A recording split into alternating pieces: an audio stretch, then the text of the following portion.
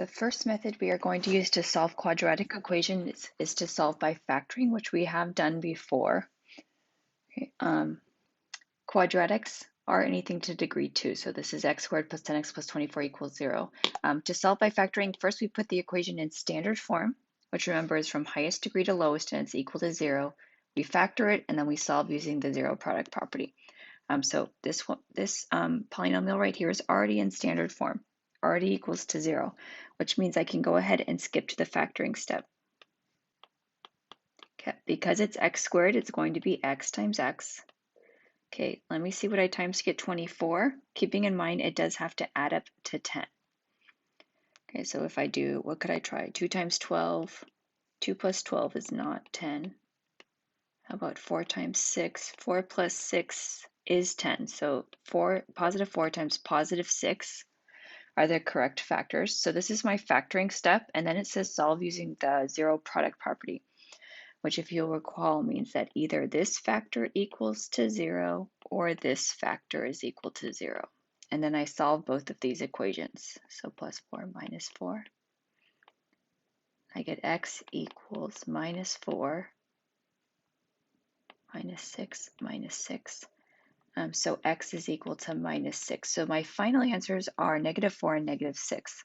Now some of you, because we've done this before, you can just look at this and you can see, oh, this is x plus 4. So when I solve it, I'm going to minus 4, and that's how I get my answer. This is x plus 6. So when I solve it, I'm going to minus 6, and that's how I'm going to get the minus 6 as my answer. So if you're comfortable skipping that step, I will skip it too. If you're not comfortable skipping this step, you can write it up. Okay, we're going to go ahead and look at the next one. Okay, first let me check, is it in standard form? Its highest degree to lowest degree, it is equal to 0. Because it's in standard form, I can now go to the factoring step.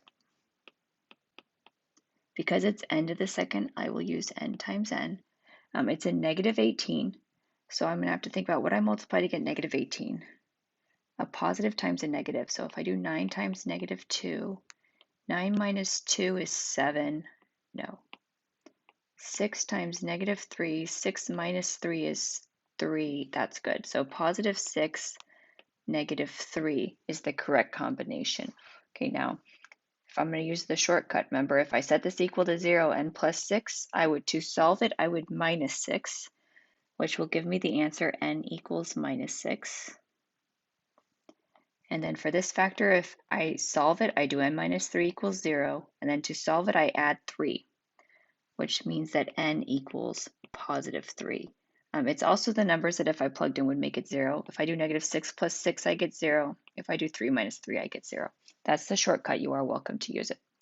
Okay, let's look at 3 and 4, because 3 and 4 are not in standard form. Okay, it's f squared plus 10f plus 19, which looks like standard form, but then it doesn't equal to 0, and that's a problem.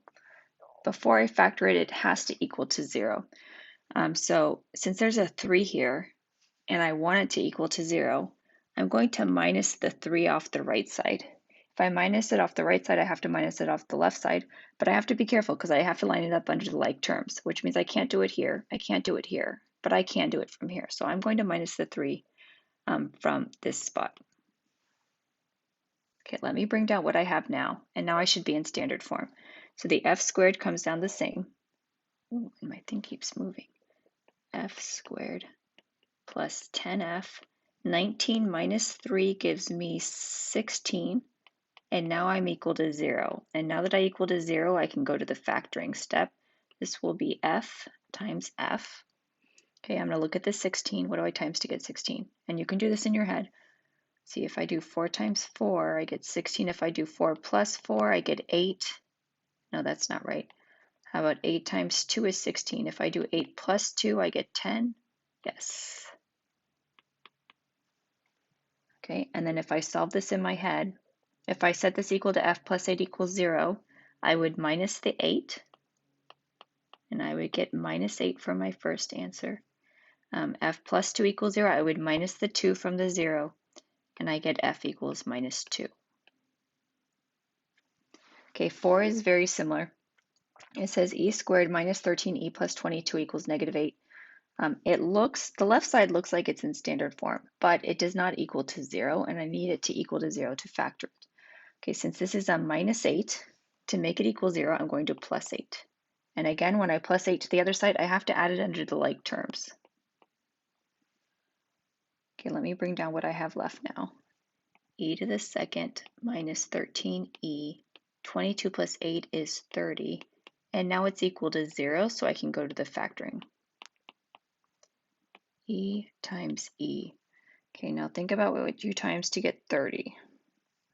6 times 5 is 30. 6 plus 5 is 11. No. 10 times 3 is 30. 10 plus 3 is 13. Yes, but minus. Okay, now that I have the correct factors, now I can solve it using the zero product property. If I set this equal to 0, I would add 10 to the other side, so e is going to equal to positive 10. If I set this equal to 0, I would add 3 to the other side, and e would equal to positive 3. Okay, a couple more. We're going to look at 5 and 6. It's the same idea. It's just I put some more stuff on the right side. Okay, so let me check for standard form. This looks okay. This does not look okay. Okay, I want it to equal 0. So actually, this is a positive 3m, so I'm going to subtract 3m. If I subtract from the right, I have to subtract from the left, but I have to line it up under the like terms, which means I need to line it up under the m's. This is a plus 1, so I will subtract 1. If I subtract 1 from the right side, I do it from the left, but I must line it up under the like terms. Okay, let's see what I have now. So m to the second, 10m minus 3m is 7m. 11 minus 1 is positive 10, equals 3m minus 3m is 0, 1 minus 1 is 0, so I'm left with 0. Now that it equals to 0, I can use the, I could do the factoring step. M times m. What do I times to get 10? If I do 5 times 2, that's 10. 5 plus 2 is 7. I got it on the first try. Okay. Okay, I factored it, zero product property. If I set this equal to 0, I would minus the 5 to the other side, and I would get negative 5, or I could just say that's the value that makes it 0. If I set this equal to 0, I minus the 2 over. I get m equals negative 2. It's the opposite side. Okay, 6 is similar. Okay, again, check for standard form. This looks okay. This needs to be a 0. Okay, let's see. That's a positive 9p. So I'm going to subtract the 9p, and I'm going to line it up under the like terms, the p's. Okay, that's a minus 5. So I will plus 5 under the constant column. Let me see what I have. P to the second, 10p minus 9p is 1p. Negative 11 plus 5 is negative 6. 9p minus 9p, 0. Negative 5 plus 5 is 0. So I'm left with 0, which is what I wanted.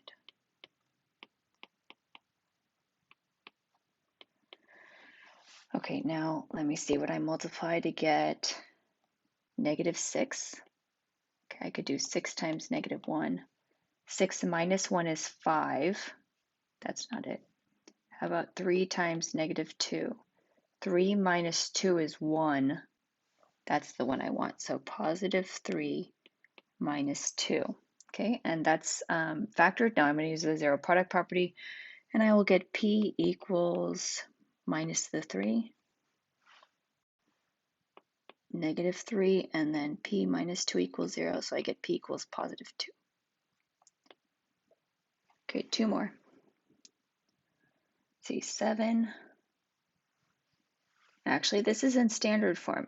Highest exponent first, m equal to 0. So I'm going to go ahead and factor it.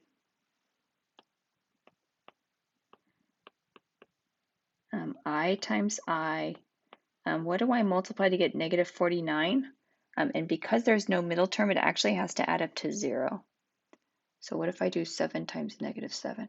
7 minus 7 is 0, so that's going to be it, positive and negative. Okay, and remember, it always makes this kind of pattern where one's positive and one's negative. Okay, now let me write my solutions. So I equals negative 7, and I equals positive 7. Okay, last one is a little similar, but not exactly the same. So this says 9y to the second minus 25 equals 0. It looks very similar to this. We call it a difference of squares. And it's still true that the two binomials should be almost the same, but one is a positive and one is a negative. So let me think, what do I times to get 9y squared? And I want it to be the same in both. So let's try 3y times 3y. Okay, now what do I multiply to get negative 25? Plus 5 minus 5. Okay. I could check that this is correct, but because this is a unique kind of binomial, this should be the correct pattern. It's the same, ones plus, ones minus. Now to solve it though, I'm not going to do it in my head because there's going to be a fraction because there's a number in the front. So if I set this equal to 0, to solve it, I will minus 5. 3y equals minus 5. And then when I divide by 3, I get a fraction, which is why I don't do this one in my head. Okay, and then I'm going to go ahead and do the same with the other 3y minus 5 equals 0. Now I'll plus the 5 over. 0 plus 5 is 5. Now I get y equals positive 5/3. So my two answers were negative 5/3 and positive 5/3.